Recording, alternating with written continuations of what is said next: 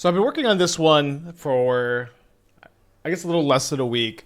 Ever since last week, we were working on the mono green Eldrazi deck with Springheart Nantuko and Thought Seer. And this is I think we went like either like 6-4, 7-3 with this deck on stream. I thought it was a pretty interesting angle of attack here, where Nantuko on Thought Seer was really crazy. For me, this was the big selling point of this deck. Just the ability to like strip that card from your opponent's hand, do it again on the next turn, crack a fetch land on your opponent's turn, take a card to the draw step. It was just like this game-ending lock. And what was kind of cool about it is like the first Thought Seer slowed him down, and it not like often time enough for the Nantuko to on the Thought Seer to take over the game.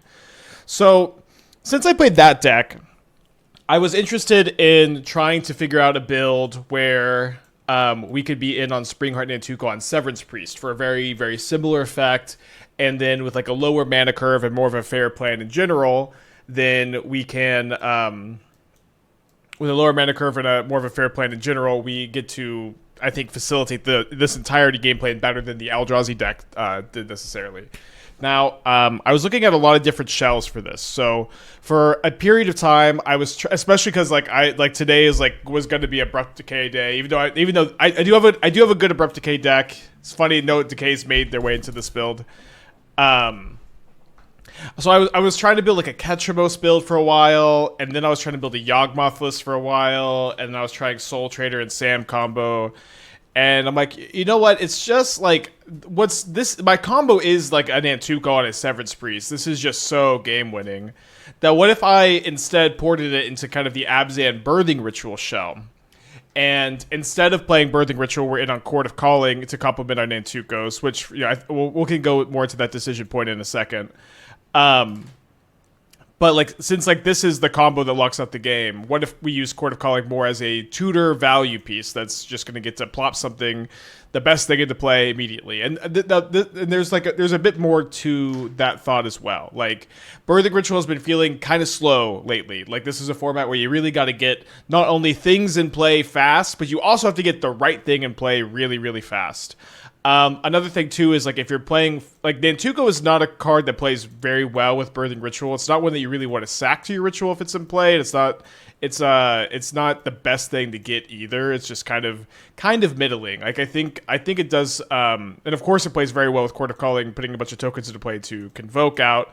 But also, if you want to play Chord of Calling, you're way more incentivized to play like a lot of value one-ofs, like the Gearhulk, the Skyclave Emperor, to a lesser extent the Witness, and so it makes your like ritual chains worse because it's like you don't have multiple Emperor of Bones to like grab, use, and then sack. It's harder to play 4 White Orchid Phantoms.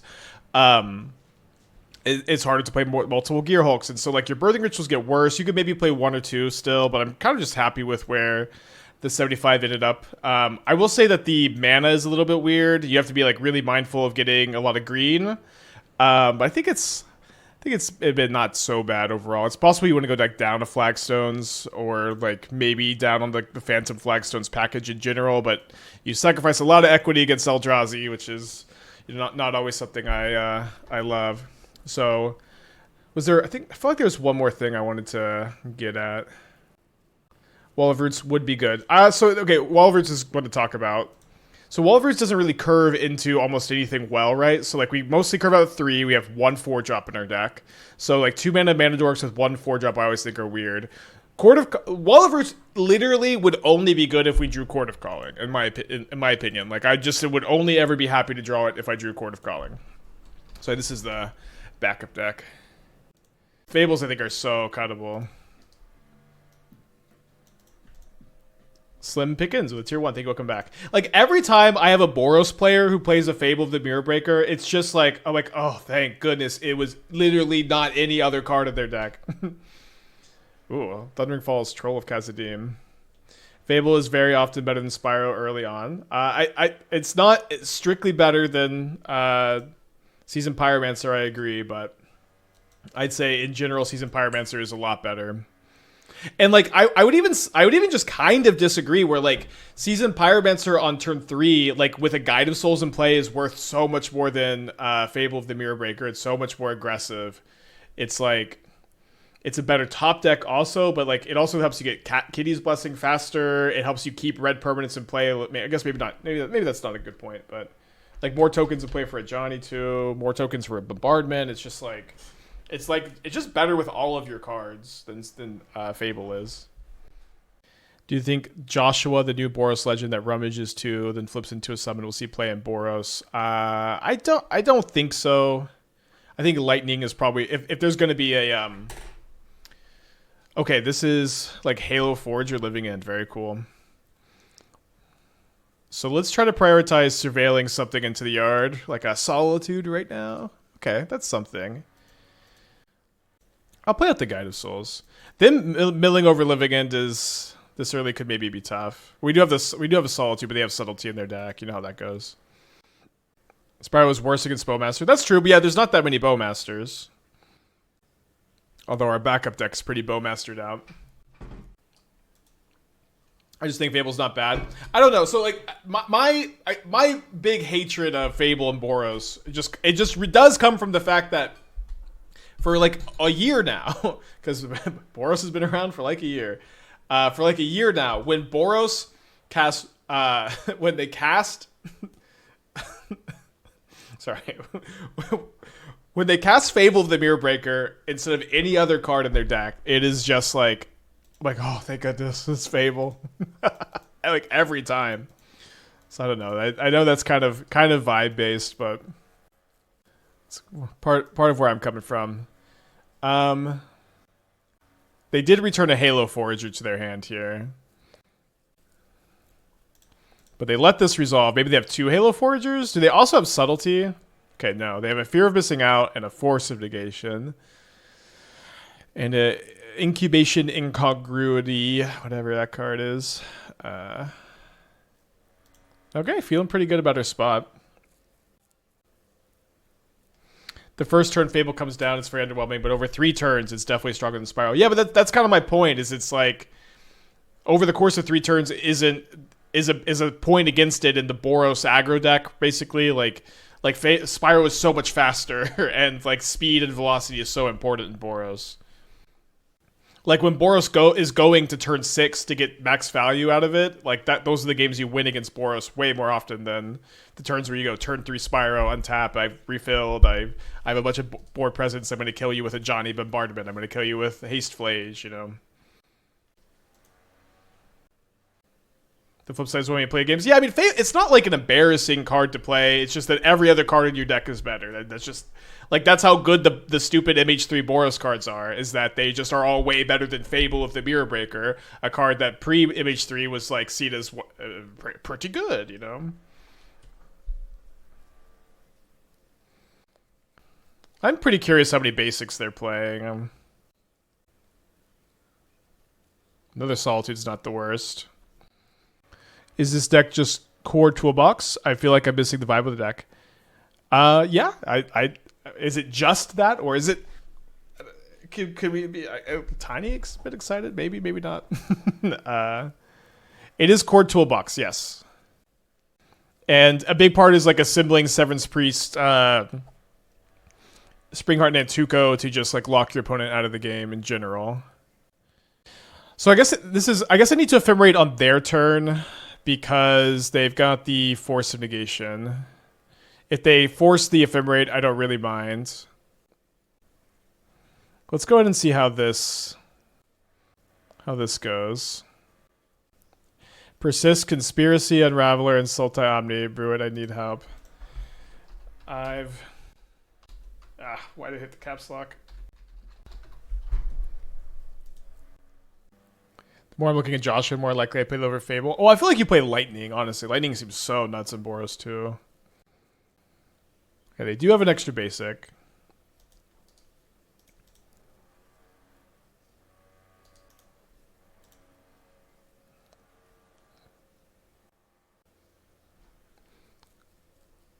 So if they have another Living End Enabler, right now we're kind of cooked. They can hardcast Force on the Ephemerate to keep one in their hand if they have it, but wait, they do have it off the Overlord, right? Yeah, they have the Blood Marauder. but obviously this stops them from doing anything this turn. So their hand is Bloodbraid Marauder, FOMO, Incubation, Mystery card.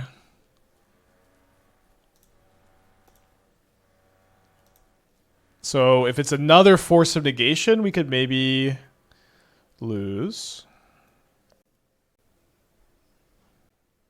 I guess I'll just Chord for another Priest in their draw step then.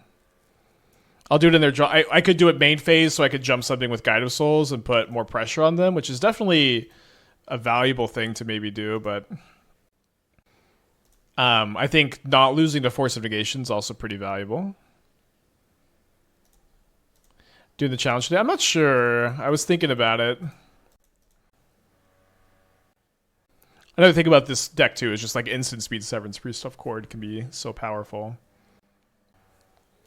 They do have another counterspell, although it's one that we could have played around by main phasing, I guess. Now, are we going to get got? Okay, so there's an Eternal Witness. I can't cast Severance Priest. I can Chord of Calling for another Priest if this resolves. Spike, you need to play all 4 Flagstones for Flagstones to be good. Please subscribe. I have all 4 Flagstones.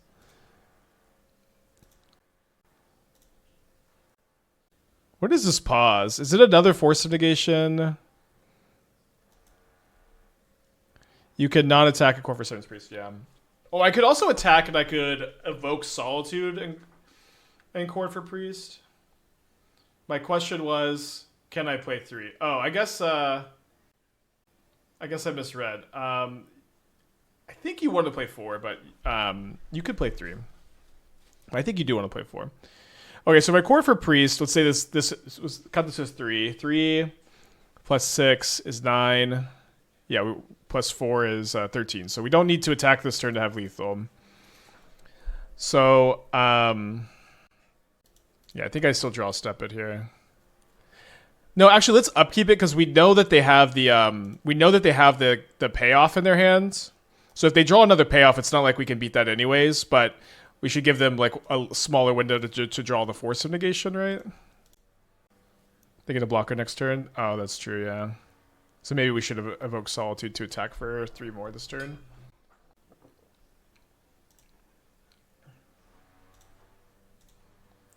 Interesting game. Excited to Chord for Sanctifier. Wow, they did have a subtlety. They could have subtletied my Eternal Witness. I guess they didn't realize I could do this. We could be getting a skirmish right out here. Oh no. Everything I've done in my life has been a mistake. And then they find the 3rd Bloodbraid Marauder off the Incubation, and we get wrecked by Living End, as creature decks often do game 1. Thought we were going to maybe pull that one off, though. We're not. This Evoking Solitude is not going to save us.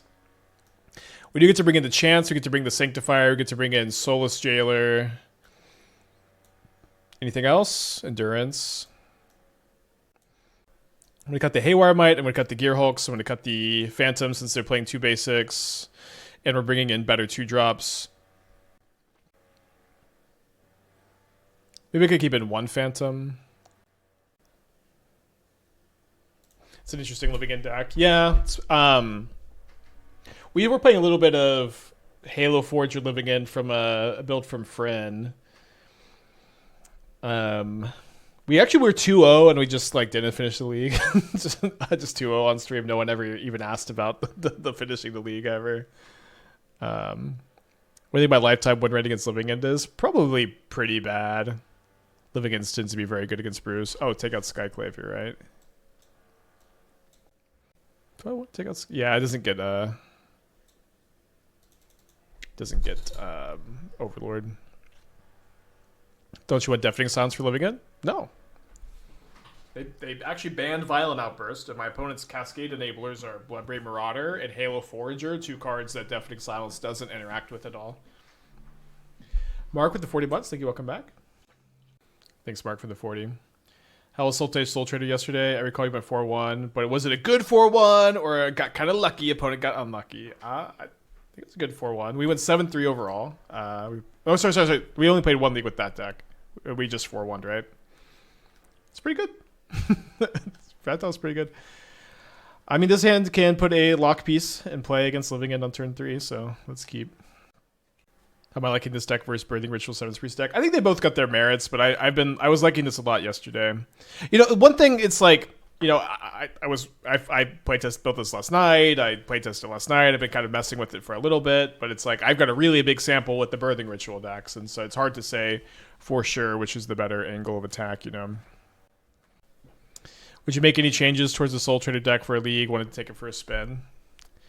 I wanted to get the third Oculus somewhere in the 75. I don't know if I wanted to main deck it or sideboard it.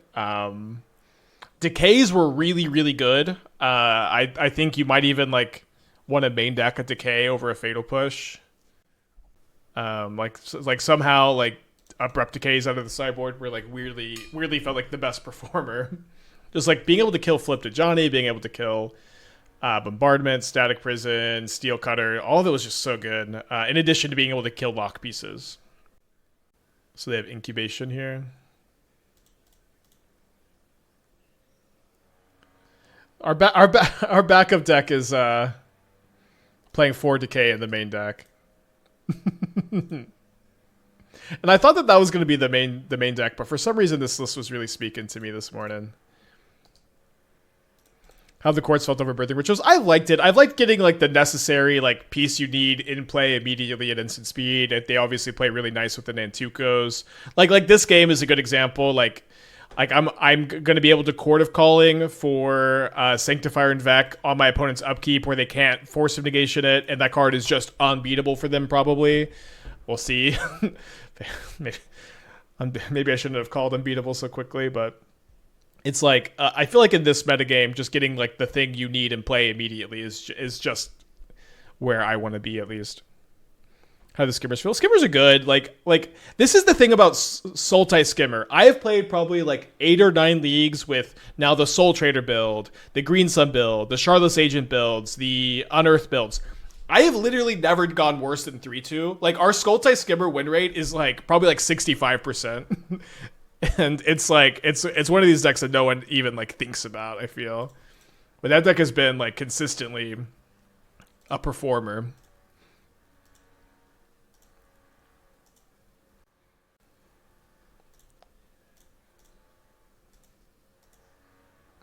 Really, Incongruity does beat Sanctifier? Oh, that is kind of funny, huh? But you're a good player. Well, this is you can be a good player too. The cards aren't more powerful in my hands than they would be in yours. I believe in your ability to play any deck that I play at the same level I play it. Do you think that Steel Cutter is too good? I really like that Steel Cutter gives other decks the ability to play to the board in a way that can compete with Boros Energy. One thing about Modern is Modern is just a format full of things that are kind of too good. And I think it's great that there's a card that doesn't slot, a red card that doesn't slot very well into Boros, that's good against Boros and helps you play to the board in a similar way. Okay, my opponent is evoking Subtlety in response to this Chord of Calling. And then they Flare of Denial the Chord of Calling. Well, when I said can't be beat, I kind of felt like I might eat those words. Yeah, there's plenty. Like Steel Cutter is also like I think a kind of a fun card. I've been enjoying playing against it. I don't think everyone will enjoy playing against it. So now they have Delirium. What do we draw? Not a bad one.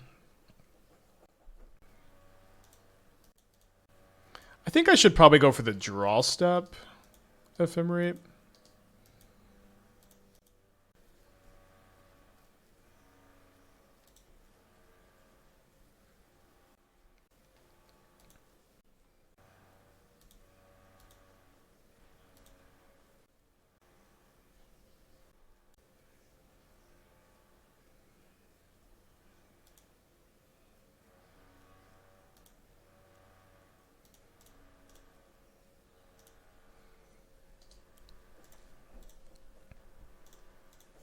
Alright, so the hand should be Archaeologist mystery card. That mystery card is a Fear of Missing Out.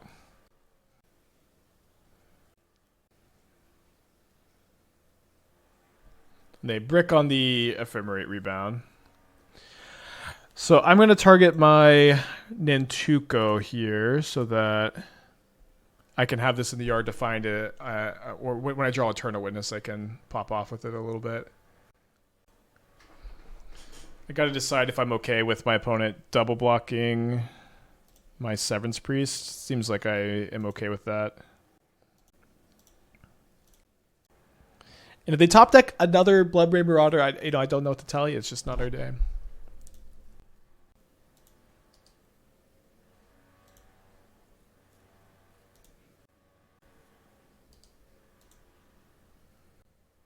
Overlord, either a Trawler or a Fear of Missing Out. They probably pick Trawler so that Halo Forager is a live top deck. They instead return Fear of Missing Out, which I am certainly okay with. Why did they not block with the 1/4? Well, it does have Death Touch, but might still have been a right block for them to make.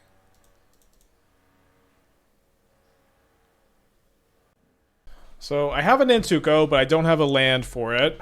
So I guess I'm saving that. So now lands are good draws, spells are good draws. I'm next on the Archaeologist, I think.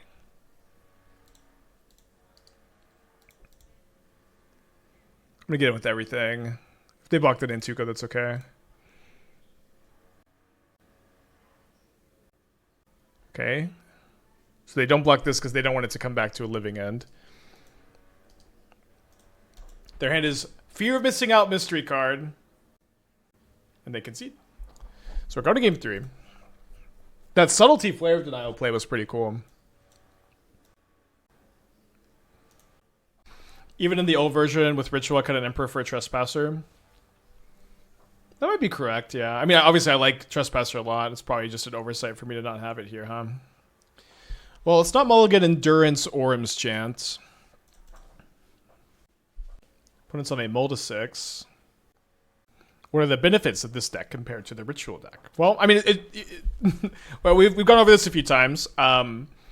The main thing I'm interested in is exploring like Nantuko on Severance Priest. Like that was something that did perform really well on the Thought Not Seer build that we were playing last week, and I wanted to try doing that in a Severance Priest shell. I tried a lot of different shells. I was looking at Yawgmoth, I was looking at Sam Combo, I was looking at Soul Trader with like I was looking at Collected Company. I was looking at just being like kind of a Ketramos deck. I was looking at just being like a normal mid-range deck. But this is the best shell for that. And that synergy Nantuko on Severance Priest is very powerful. It's kind of like a game-ending 2-card combo. And when I realized that, it's kind of like once you have that piece of the puzzle, you're like, well, if that's kind of a game-winning 2-card combo, then why do I need to be trying to build this as a combo deck? Why am I trying to build this like a Yawgmoth deck? Why am I trying to build this like a Sam deck, a Soul Trader deck? Like this is like kind of what I'm playing towards. And so and then also Chord of Calling is very good with Priest. Get to put that thing in a draw step. You get to play a lot of utility 1-drops. Chord is just also a very, very powerful card. It puts your best creature from your deck into play for like little mana at instant speed. That's just a powerful effect to have. Especially in decks like this that are very high synergy. So I know that's kind of how we got here, huh? Why are you trying to build this as a combo deck? I don't know if you're responding. Why was I trying to build the Chord of Calling deck as a combo deck? Because that's just typically how you build these decks, you know. All right, they find a Flare of Denial, so we may be in some trouble. I think I need to not play that. Keep it as the green card. I might Ephemerate Ocelot Pride end of turn so I can start getting pressure on my opponent. Yeah, with them casting this, I'm going to need to get that pressure. They do find Bloodbraid Marauder, so I might have to go double Orm's Chant, though, this turn. Instead, they return Subtlety, which is interesting. So,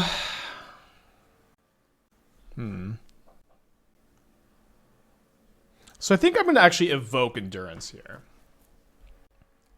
I like that this like is either going to eat the Flare or it's going to eat the Subtlety. And if it resolves, then their Bloodbraid Marauders are turned off, their Halo Foragers are turned off, and I also get the energy I need to start putting pressure on my opponent. And so I want to do this now also so that I have the option to still Ephemerate if this does get countered compared to untapping first. Right now we know their hand is Flare, Subtlety, 2 mystery cards. They decide to use the Flare to answer this, which is great because my hand is pretty good against Subtlety. So let's go ahead and cash in this Ephemerate for 1 energy, 1 life, which is the floor for Ephemerate, but so very valuable here. I'm not going to rebound because I want to jump on the Pride, of course, on this board.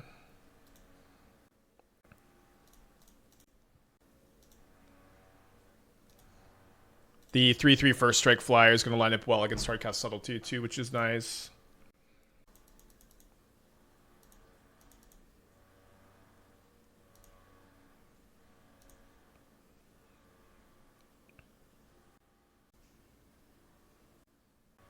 What not Ephemerate the Guide? You don't get to gain any. Oh, yeah, I guess we would put that in the yard for Eternal Witness then. Sorry, should have done that.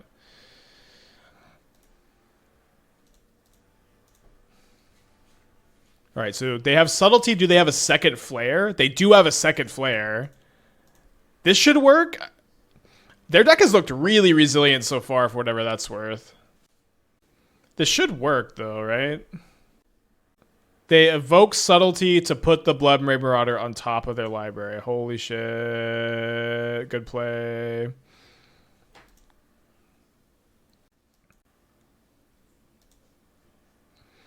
I can't believe every single card in their hand was good this game. Like, there's no clunky draws. My opponent says, wait, that won't work. And they put the Marauder on top. Oh, because the Cascade trigger's still resolved. Oh. Huh, that's good for me. I thought that was gonna work too. Well, I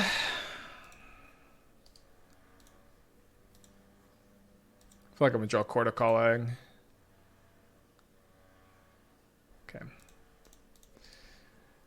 Well, I'm gonna close my eyes, and we're either gonna have a first match win, or my opponent's gonna top deck a Halo Forager or a Bloodbraid Marauder.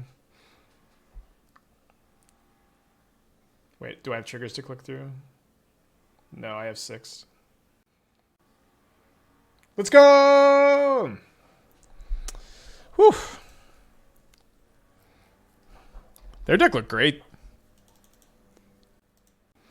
I think we're going to keep this on the back of Solitude Ephemerate. Okay, nice. But I was playing a Grixis Living End Brew. How do you feel about Buster Cord Sword and casting Suspend spells? I don't imagine that's going to end up being a huge part of your game plan, but could be, I guess.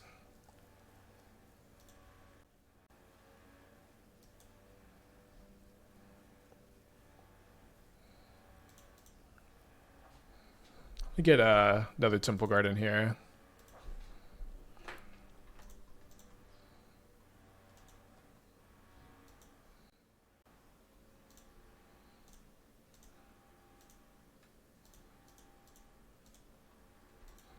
Yeah, I find it pretty hard to imagine that you're like, okay, I'm going to get the Buster Sword. I'm going to equip it to a creature. I'm going to hit my opponent with it, and that's the only way I unlock Crashing Footfalls from my hand. Otherwise, I have draw on Crashing Footfalls, and I'm cooked, you know? Like, I think it's like, to me, that doesn't sound much better than just, like, casting a 3-drop with the card, you know? Like, just cast a 3-drop instead, and then if your opponent is disrupting this Buster Sword plan, you can still cast your 3-drops. Wow, we drew Haywire Mite? Let's go, dude. That's lucky.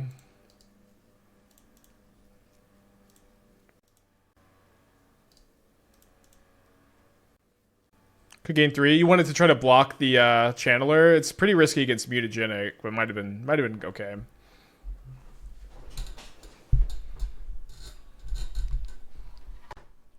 Been toying with something like this, but with Sam Cat combo, I'm so stuck. Well, yeah, I mean that's kind of where I was stuck too. I was trying to play Yogg and Sam and Soul Trader. I'm like, why do we need to do this? Like, just a Nantuko on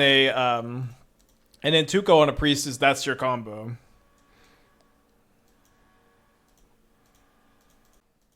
If you wanted the living end, let's Beamsy's in the chat. It looks like GG's. I totally thought you were owning me with the subtlety. All right, they got a lot of threats this game.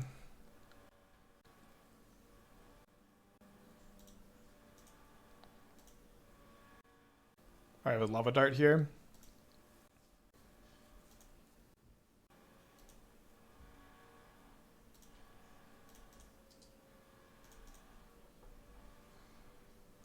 Sam gets Gearhulk back.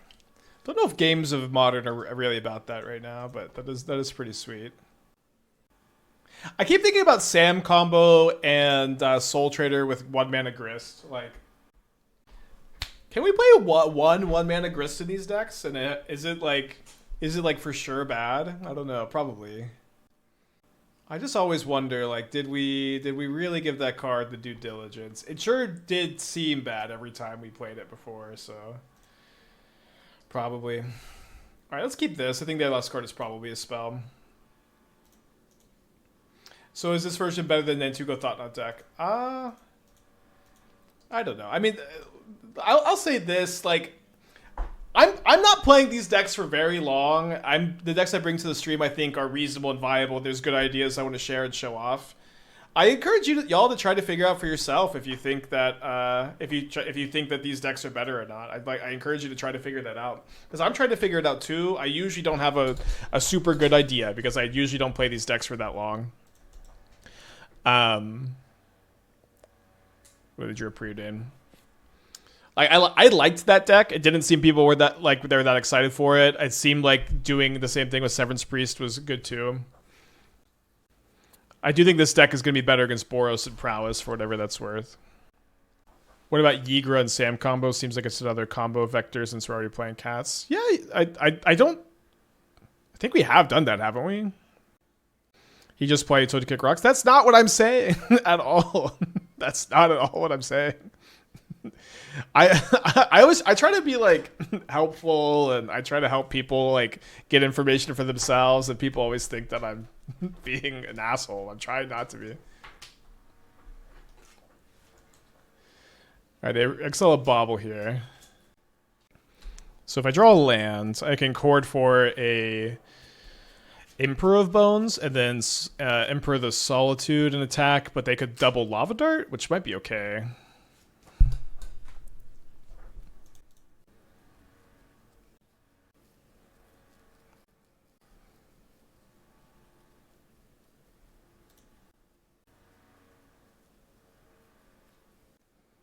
Interesting. Well, don't have a Dryad Arbor to Chord of Calling for. I've already used my Skyclave. I think I'm going to get a Severance Priest in their draw step. I'm not sure about this.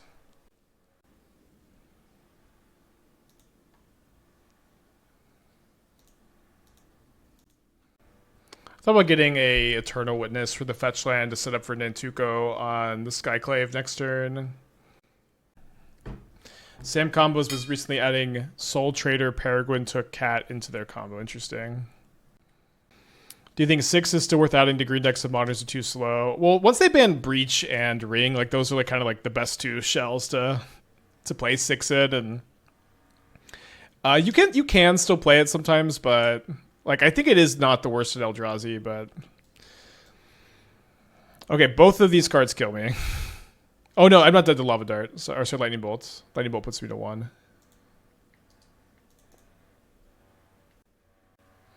I really like the mono black K command deck is doing results at the moment, but Saga feels bad. I want to try your list with Field. Have I thought about it since I played it off stream? I mean, we played a few different versions. I do like that build. I think getting to play Field is kind of a nice privilege at the moment. I feel like the big problem though is that deck is just so bad against Steel Cutter now that Steel Cutter has been printed. So you need to figure out what your plan for Steel Cutter is. All right, so they have a Lightning Bolt in their hand. So to play around the bolt, I need to go Chord for Emperor?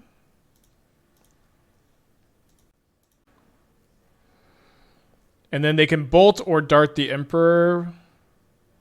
I guess, oh, sorry, this loses if they just double dart the Emperor. Damn it. Sure if I had an out.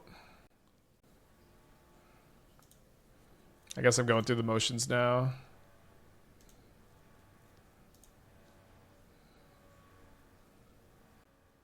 Couldn't we just Solitude? No, I can't. They have a lightning bolt in their hand, so if I crack a fetch, and I try to Solitude, then they kill me with double dart bolts. Yeah, I guess just Nantuko on Skyclave and then don't crack the fetch was the better line, huh? And then we get to attack for a bunch. Yeah, sorry. Couldn't we get Phantom to block? That also loses to double dart in the same way. Oh wait, no, I could just adapt again. Oh, but if I adapt again, then oh wait, sorry, I haven't adapted at all yet. I'm just confused. All right. Did we have enough to Chord for Guide and then Nantuko Skyclave? Yeah, it seems like we just found the the wrong line for sure. It's kind of a tough game. I want to keep this in. Just kind of instinctively board it out in the matchup, but no, it's pretty good these days. I think we go down to 1 witness.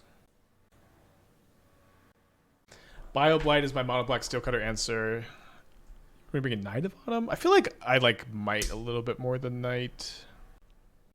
Like the 2-1 body, it like just doesn't matter very much. The life gain could be good though. Knight of Autumn good. Against Prowess, I think I just disagree that it's good. It's which card would you cut for it? I don't think I would cut any of these. Doesn't Emperor get a +1 counter? So I could adapt in response to the Lava Darts, but I hadn't exiled the Solitude yet, so I was dead to the Bolt in the hand. Better than Witch Enchanter? Witch Enchanter can be played as... I'm not cutting my land. I'm not going to cut a Witch Enchanter here. You have to put exclamation point card first. I don't know what card Sand Storm Salvager is, though. Yeah, I would not play this card in any modern deck, probably. Yeah, this is not a modern playable card, especially not right now. The second witness is mostly there to give you inevitability in the late game, where you can assemble your witness ephemerate loops if the first one dies.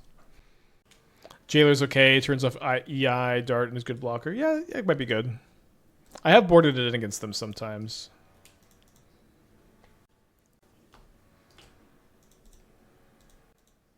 Yeah, imagine if Modern was about Sandstorm Salvager and Restoration Angel. We'd be eating pretty good.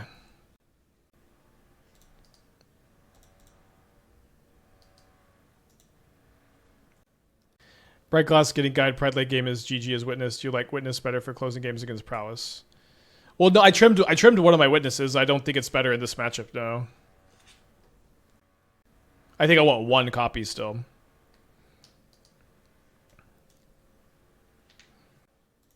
So if my opponent had a removal spell, you would think that they would have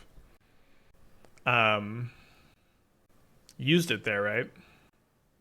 Like, why would they not kill the Pride and then attack with the Swift Spear? That doesn't really make sense. Have you thought about revisiting the Fnatic 6 Wumpus Eldrazi deck you brewed game MTGO now that Ring has been banned? Yeah, we played a version without Wumpus, but with 6 and Fnatic after Ring was banned, and... We played 1 league and we 4-1'd, and I still think that build is kind of viable, and just one of those decks that I've moved on from, I guess.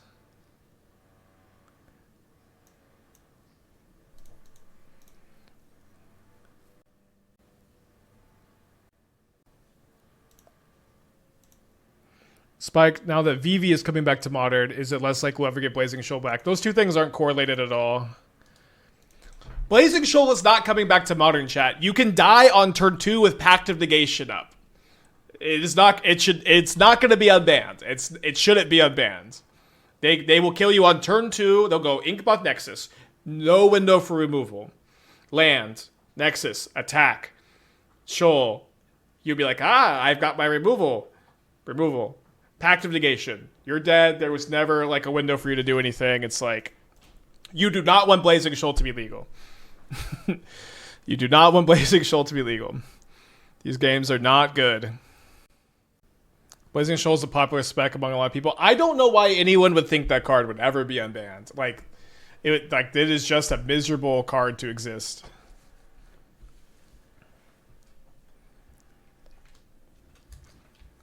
It is, yeah, it's just like extremely unfun. Okay, this is not so bad for us.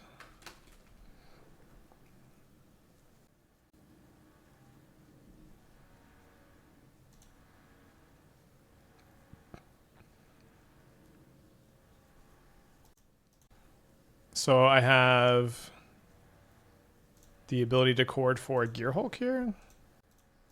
Do I want to do that now? I think I do, so I can get Kitty's Blessing.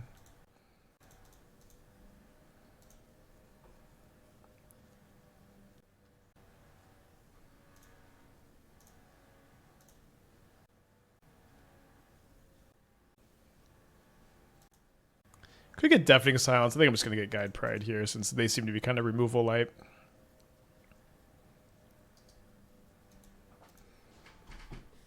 We also have Ephemerate for the Gearhulk, maybe. People think it's okay to unban because the deck itself might not be very good, so wouldn't break the format. That's not a good reason to bring it back. Yeah, I agree. It's like a Gogari Grave Troll situation. Like either you unban it and it's pretty miserable, or it stays banned and and nothing happens. It's just just not a good unban candidate. The argument against Blazing Shoal is that Hammer is almost the exact same deck and even better than Shoal because you aren't always 2-for-1ing yourself. It's a bad argument. You don't understand the sequence of specific. This is the sequence that's dangerous. Inkmoth Nexus into kill you. Hammer always gives you a window to interact with something on turn 1. They always play something that's removable. Like, even if it's a Sigarda's Aid or an Ornithopter, you can use sorcery speed removal, like a Prismatic Ending on it. They're tapped out for you to main phase push to play around protection spells. Wait, they're saying they have Mutagenic Growth. I think that's okay if they have Growth. I'm going to block. I guess we could, yeah, we don't want to triple block. Okay, cool. They're just not a reader. But Inkmoth Nexus into Shoalyu is just such a miserable play pattern. Like, we really don't need to defend this. It's not necessary.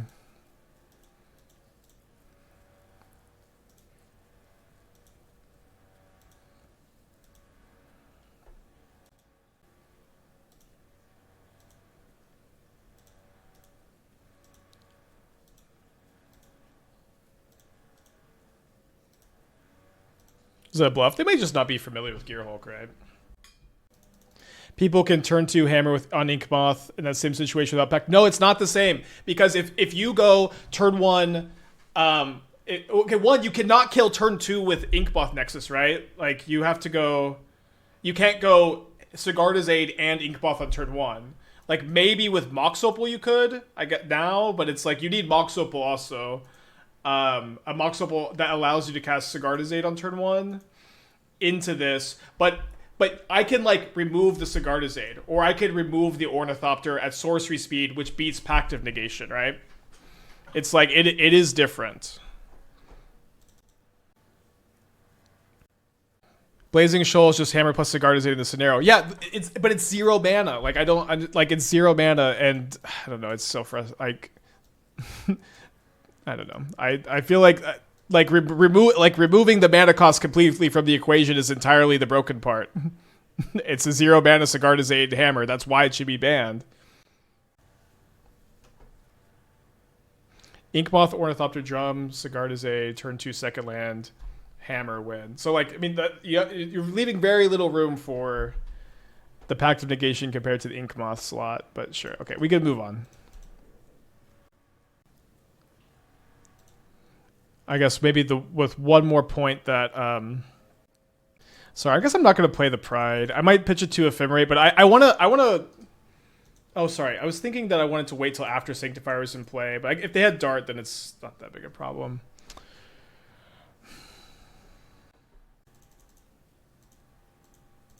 Okay, no turn 1 or turn 2 creature. So they got removal, so we'll play the unremovable card, I guess.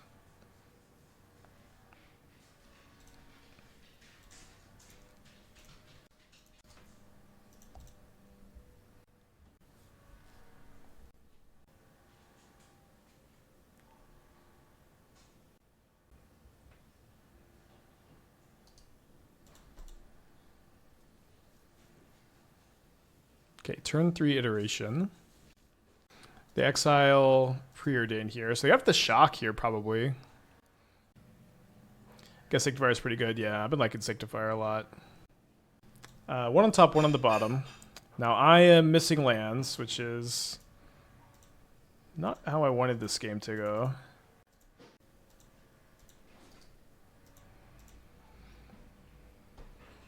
We still have Solitude, Ephemerate.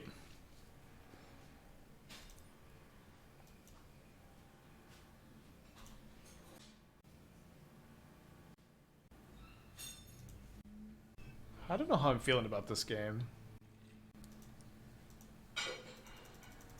They're not main phasing a removal spell. I'd love to draw a land. I'll be feeling a lot better if we draw a land this turn. Alright. I'm feeling a lot better, y'all.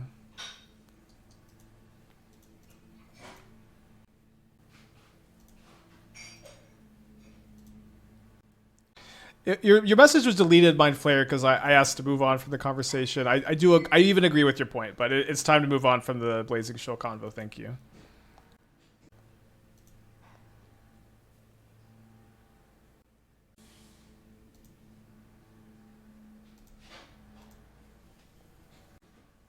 Don't think I'm blocking with the Endurance here while I don't have Solitude Ephemerate up. The Endurance also lets me Chord of Calling. It also just puts them on a 2-turn clock, which might... like, it's hard for them to kill the Endurance. It's hard for them to kill the Sanctifier. I guess if I might just go attack for 5 next turn. Who do I want to win the NBA Finals? I don't... So, as a new NBA fan, it's tough. Because all the teams are just kind of underdogs who haven't done well in a really long time. So like it would be like whoever wins, I'll be pretty happy. I guess I'm rooting for OKC because they're the most convenient for me to go to one of their games next year. But overall, I think it's gonna be a good finals. Now, am I going to attack? They brought in Consign, huh? Alright, let's not attack.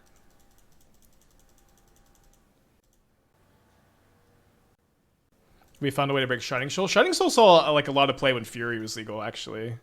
Okay, shocking that they wouldn't main phase crack this Islet.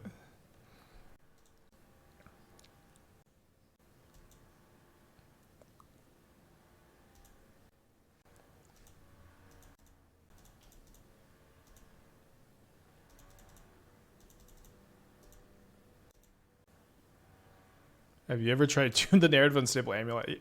Probably in like a dozen different decks, yeah.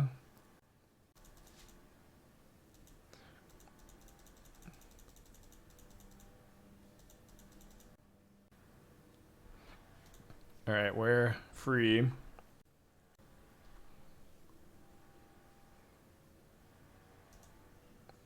think I'm just going to cast the Gearhulk. If they consign, we have the Ephemerate maybe, since they're probably not going to be able to attack very well. I feel like they are going to replicate Consign. Like, how do they not have another Consign here if they haven't been doing anything? Okay, no replicates. 1 life, 1 energy, baby. Let's freaking go. Wait, no, they did replicate. I regret to inform you I spoke too soon.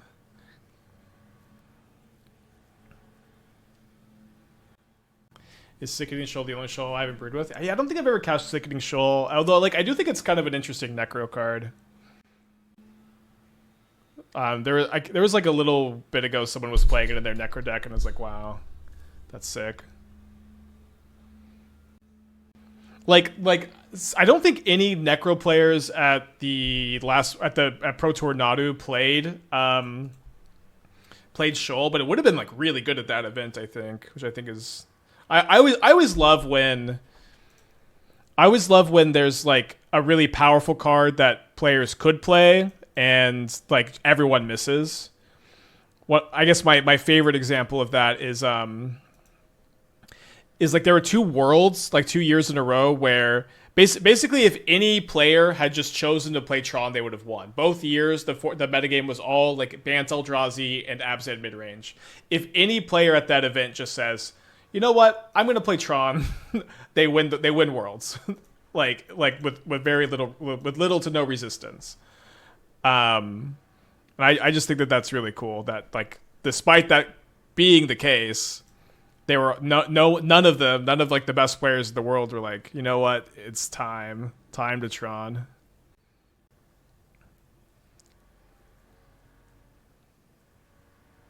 Marsh was just better, right? You gain the life. Well, a 0 mana removal spell in like the Nadu Boros metagame seemed to me like it would have been really nice.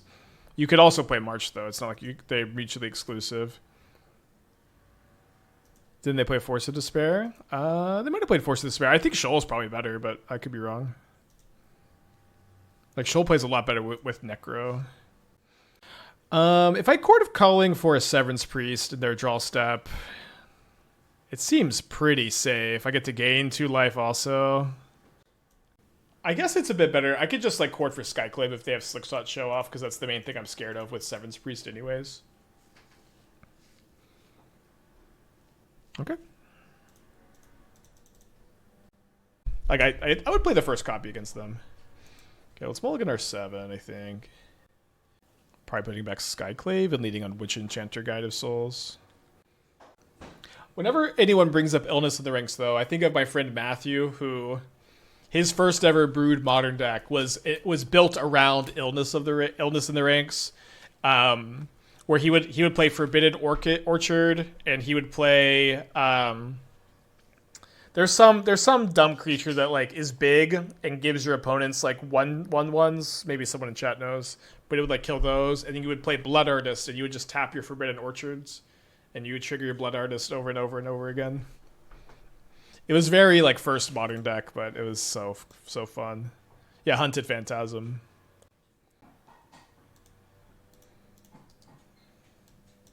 And then also like Twin was like illegal for the first time back then, so like your main deck Illness in the Ranks were kind of like cutely good against Twin. So probably up against Prowess again.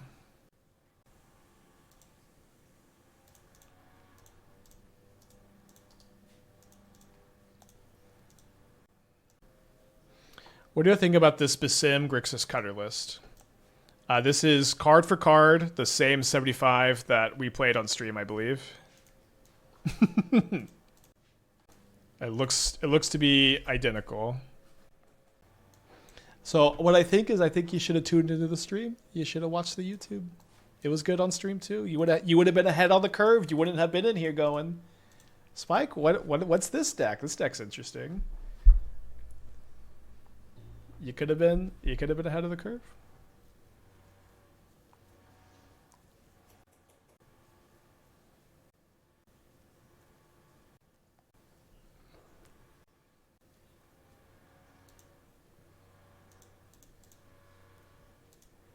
So we get this Guide of Souls out of bolt range, which is, of course, pretty nice.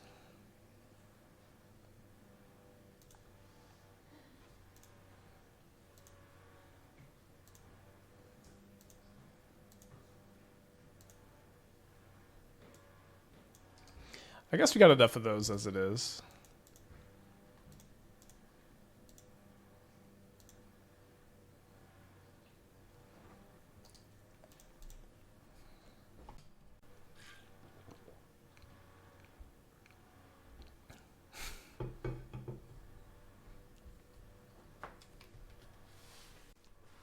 Would you play one Dryad? No.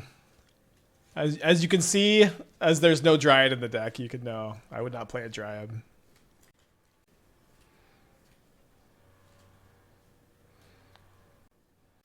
I play Dryad if I have Green Sun Zenith, just for Chord of Calling is not... Like, it is good with Nantuko sometimes. I do acknowledge that. Alright, so this is 8 damage right now. It's 12... I am dead to Mutagenic Growth if I don't block. So I guess we block.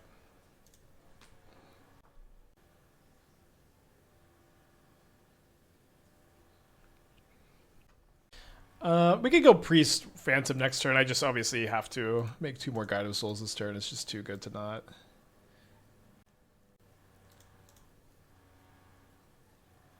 I think I'm going to leave this one back, though. Is that crazy? It's a little crazy.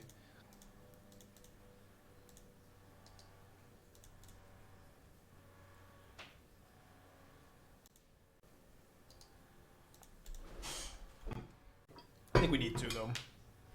Just ended too many combos otherwise.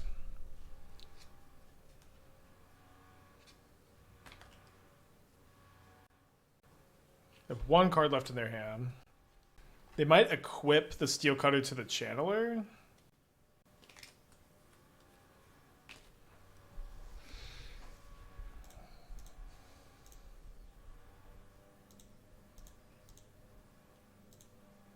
So if they do have Mutagenic Growth and they flashback Lava Dart. Let's see, so they Mutagenic Growth, Lava Dart. This is... I'm at 10 from the Dart. 4, 5, 6, 7, 8, 9, 10.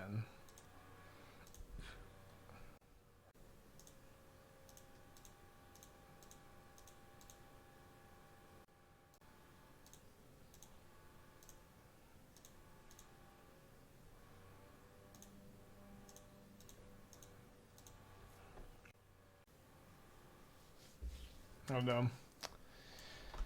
Do you have a recommendation for a standard player coming to Modern? So my recommendation for anybody who wants to get into Modern is to just take some time looking at deck list and trying to find something that speaks to you, you know? I think finding that first Modern deck is a very cool, very personal process, and everybody goes through it in a little bit of a different way, and I would hate to deprive you of the joy of figuring out your first Modern deck. They put an Arid Mesa in their graveyard here.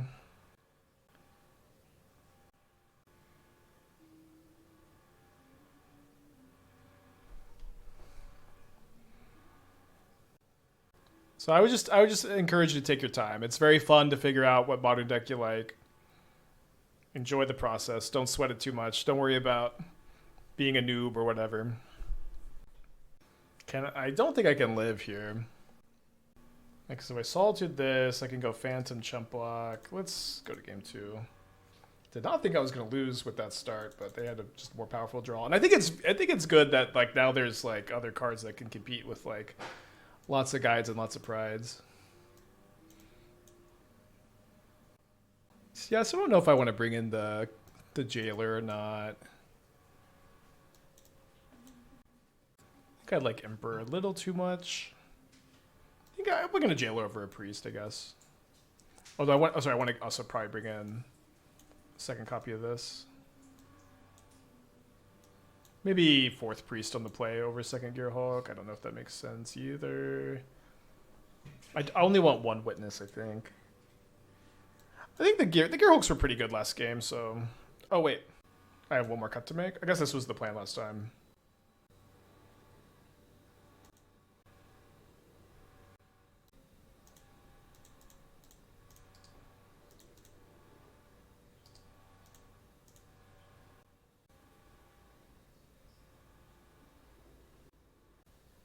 All right, well, same start as last time. Well, you know what? I was not supposed to attack into the Channeler like this last time because of Mutagenic Growth, huh? My last turn, if I play Flagstones as a land, make a guide, then play a Knight, and blow up your Flagstones, you would gain more life and have more bodies. Yeah, I just thought I wanted more Guide of Souls, but I agree that that might have been the better line.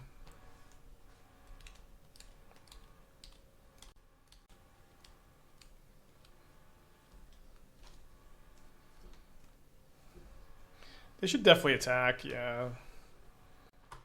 Like I didn't attack playing around Mutagenic Growth, so like they could have probably ended up reading that. Obviously, kind of a hard aggressive line to make, you know.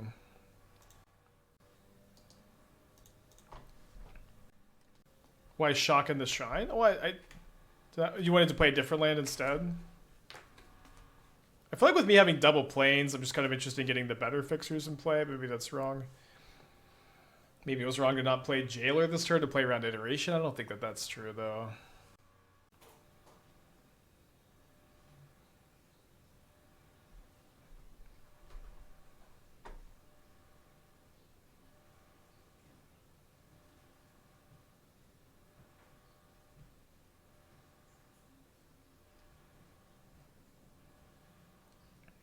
Well, big attack. Down to 11.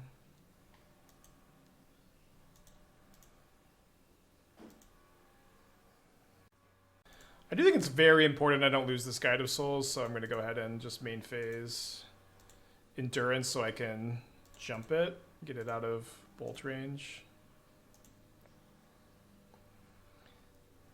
Alright, please stop debating Luris unbanned in chat. It's a very silly conversation. I can't. It's too much. Too many Luris unbanned debates. It will never happen. It should never happen, is my take.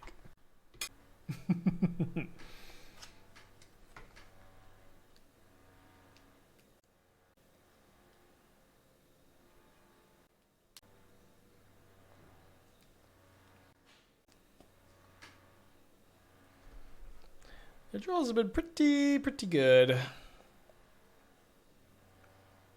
The blue artifact Aether for a Taking Turns deck? That's not the mill card, is it?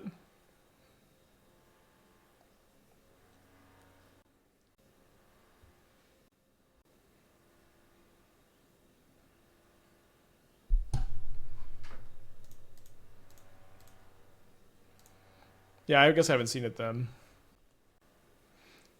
The mutagenic growth to Channeler, and this is 5 plus 8, which is 13 the last time I checked. All right. Well, that was tough. Okay, 1-1 against Prowess this league, I guess.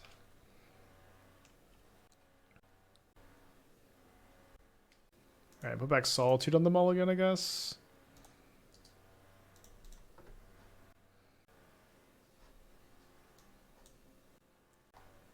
So reveal an Eldrazi Temple, so maybe we can assemble a Springheart Nantuko on our White Orchid Phantom. I definitely don't want to be on the draw, but what can you do?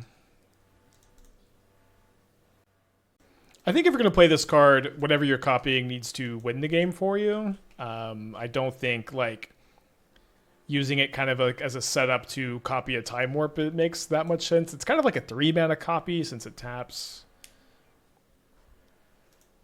But I don't think that's where I'd want to go. They milled over a K return, which is a little scary.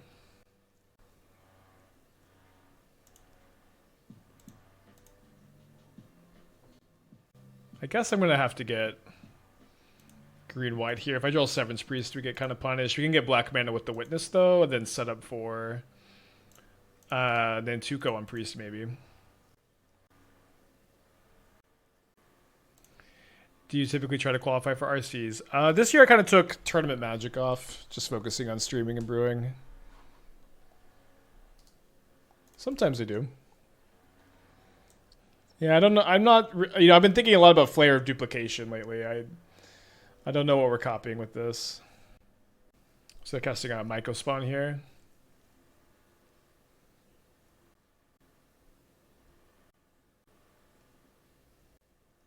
Well, I don't love being dead to any 7-mana spell here.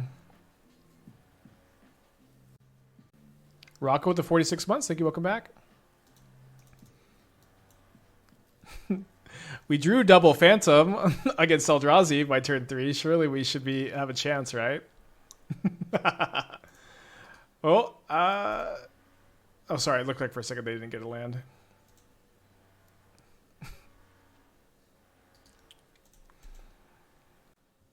Yeah, I've definitely found that Severance Priest is more of the like big card in these matchups. It might be just right to move away from Phantom in general too.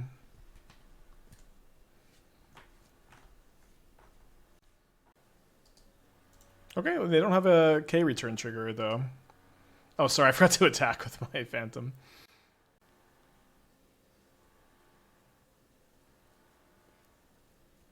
Maybe they'll attack into it. No.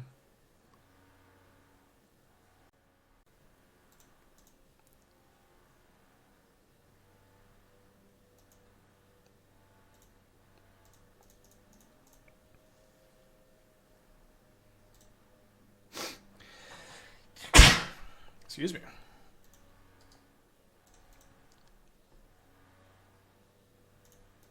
Chance they have Emrakul in their hand.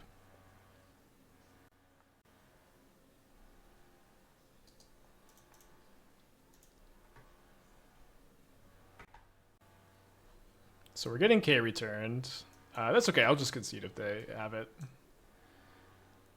When the Cinders draw a card for each artifact you control, the first time you flip one or more coins, those turns come up. Wait. The first time you flip one or more coins each turn, those coins come up heads and you win those flips. You just win your flips? To me, that's the more interesting line of text on this card than draw a card for each artifact. This card cost is 6 mana, so wait. Hold up. What's the 1 mana coin flip card? Doesn't this just win with that? Alright, we're gonna try to Deafening Silence Orm's Chant lock them rather.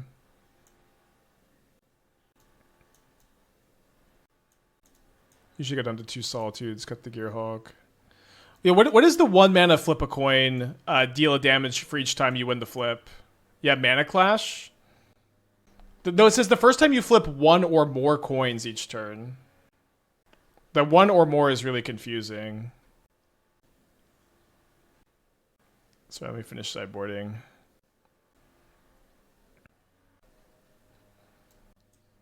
So Mana Clash. You and target opponent each flip a coin. Mana Clash deals 1 damage to each player comes up tails. Repeat this process until both players come up heads on the same flip. Okay, so it doesn't win the game with that then. Okay, well we've got Ocelot Pride, Severance Priest. Sleeping heads is you flip. Yeah, I just forgot how Mana Clash. I forgot how Mana Clash just inflated. So there's also this card for each flip when you win you draw a card. For each flip you lose. So like if you have Usuri Fortune's Flame and you attack with this card, you just win all your flips, right? You just say I choose head for all of these. Sounds fun. Yeah, well, I know Usuri. You don't think I know Usuri? It's a Modern Horizons card. But it's like, I mean, this is a 6 drop that combos with a 3 mana creature. It's just not going to be a modern legal plan. You have to attack.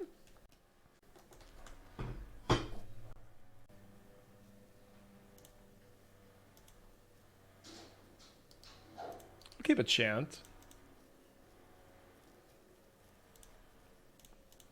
Copying Severance Priest tokens with Ocelot Pride may not be necessary to win this game, but I think we do get to do it turn 4, and it'll be pretty sweet if we get to do that. Yes, but it's instant omniscience. Well, it's omniscience for 9 mana, and you have to attack with creatures. It's easier to just woodlands omniscience. It's very cool. Like, it would be awesome if like that was doable. If this creature was even like 5 mana, maybe we'd think about it. It's 6 mana, y'all. It's just like it's that 6 mana blue creature, which is not gonna happen.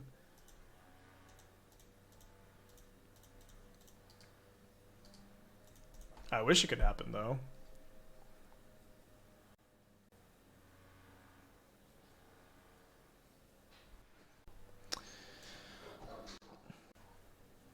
Like the look of that hand. I thought you had taken a break from streaming, but somehow my notifications got turned off. Freaking rep. Maybe that's why viewers have been down. I don't know. I think it's honestly Modern's just kind of in Final Fantasy waiting room. But I've been here.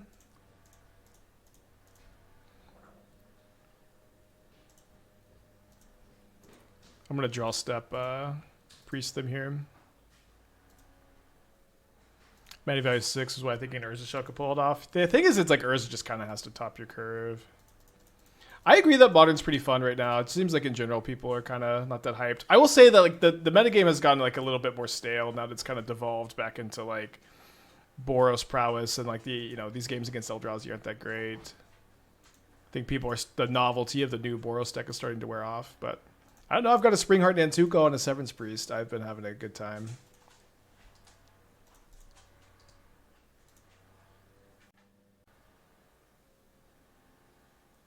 Yeah, I've had a lot of people say they never get notifications for the stream. I don't really know why.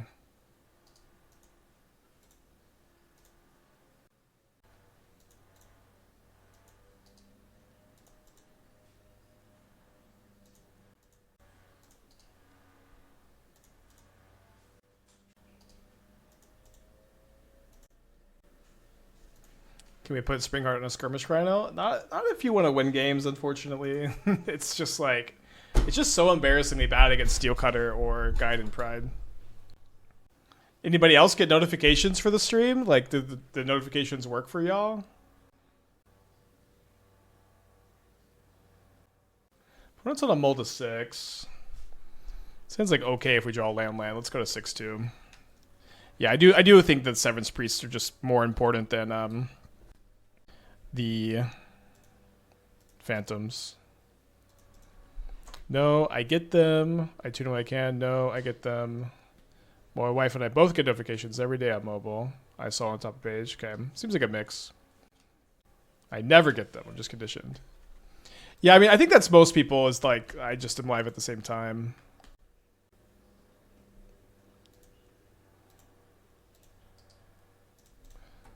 It's okay. Awkward to draw a Witch Enchanter as my land because that won't let me.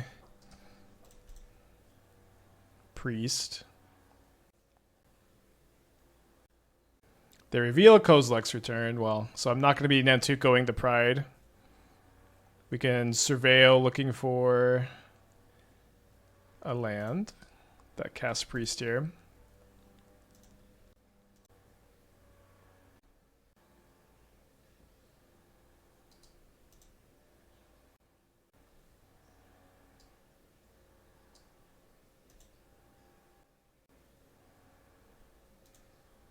So they rumble and they mill over another K return. When this happens, when they rumble over K return, this is like usually when it's very, very tough.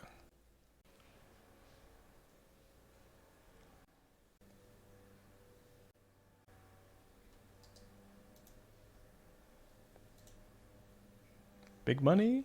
Damn. Let's pivot over to the backup deck, I think. I think maybe we probably want to be off of the Phantom plan. Maybe move into more Emperor of Bones, but just being like less in on the Flagstones allows us to have our mana be a little less awkward.